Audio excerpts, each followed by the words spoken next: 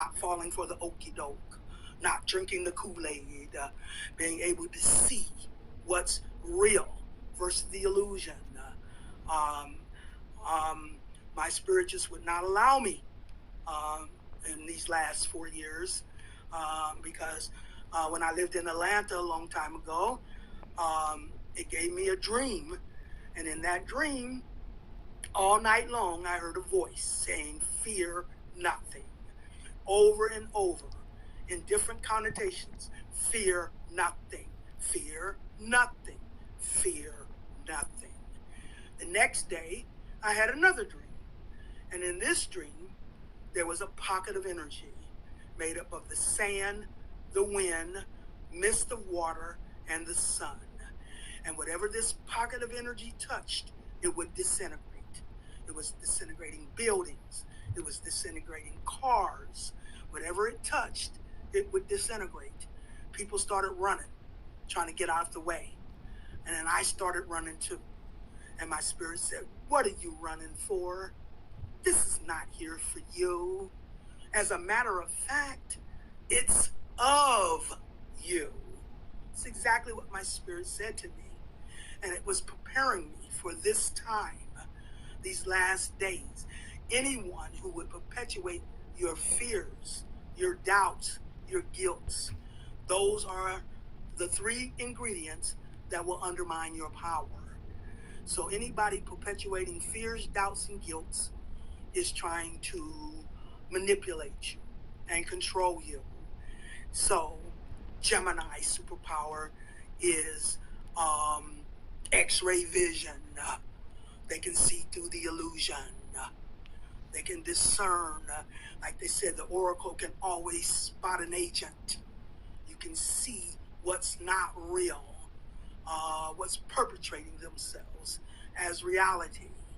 So that is what this last 4 years was about, to manipulate us through fears on a global level. You see, for control.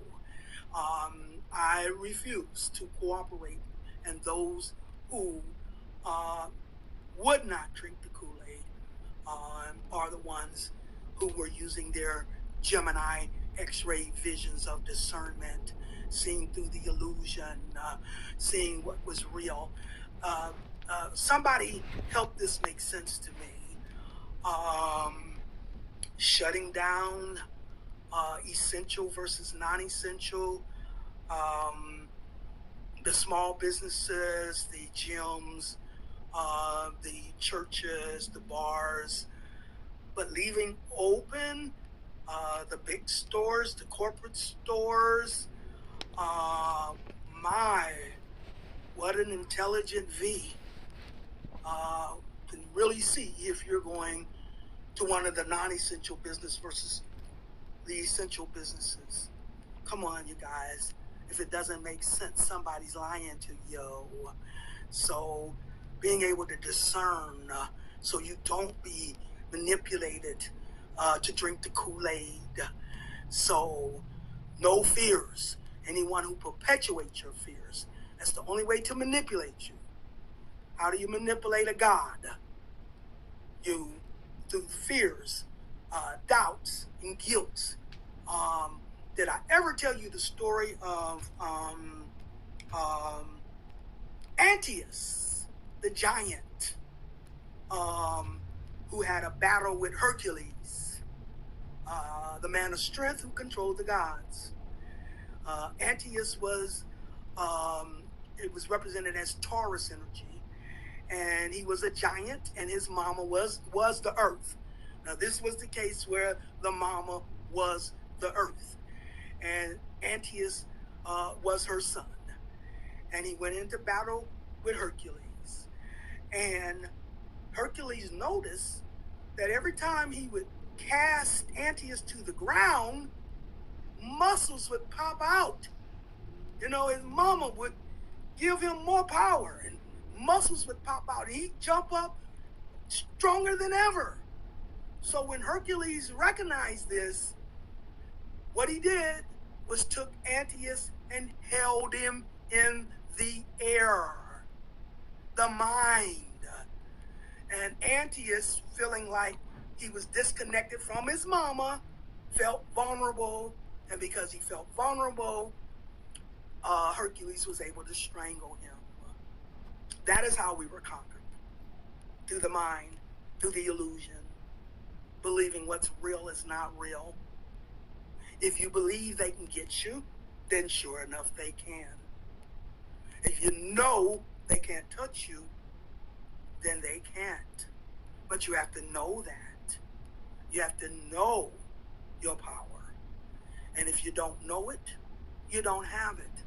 That is the story of Antiochus being strangled by Hercules. The mind, the illusion, feeling vulnerable. And that is why they continue to bombard us with doubts, fears, and guilt.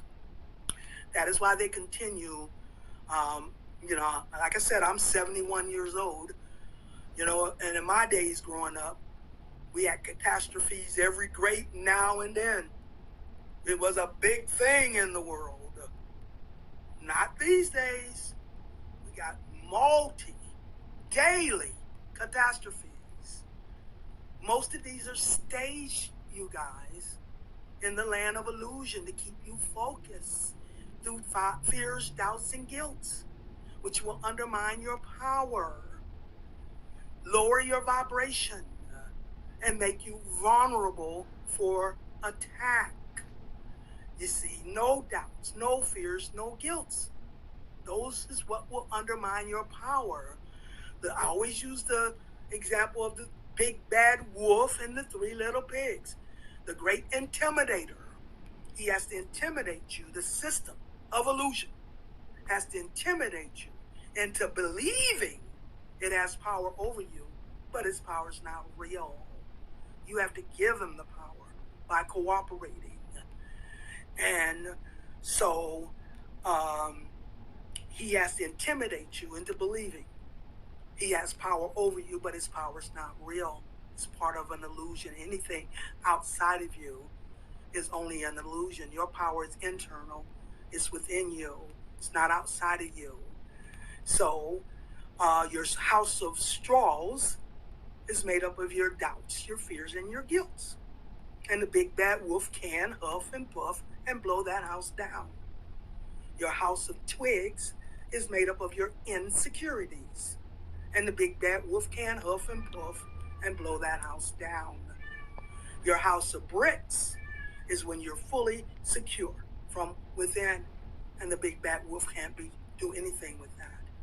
So if you stop falling for the okie doke, you stop giving into the illusion, you stop thinking pessimistically, you stop looking through doubts, fears, and guilt. We're in training to be the new rulers for the new Aquarian age. The ancient rulers, our ancestors, are passing us the baton as the new age rulers to evolve out of the abuse of power to a humanitarian empowerment. Aquarius is the sign of the humanitarian. So that is what we're evolving, from an abuse of power to a humanitarian empowerment. And you have to know that. Aquarius, the sign of I know. You have to know, Leo, your power, your creative powers, and not give in to your doubts, fears, and guilt. And as we stay focused on doubts, fears, and guilt, we're lowering our vibration.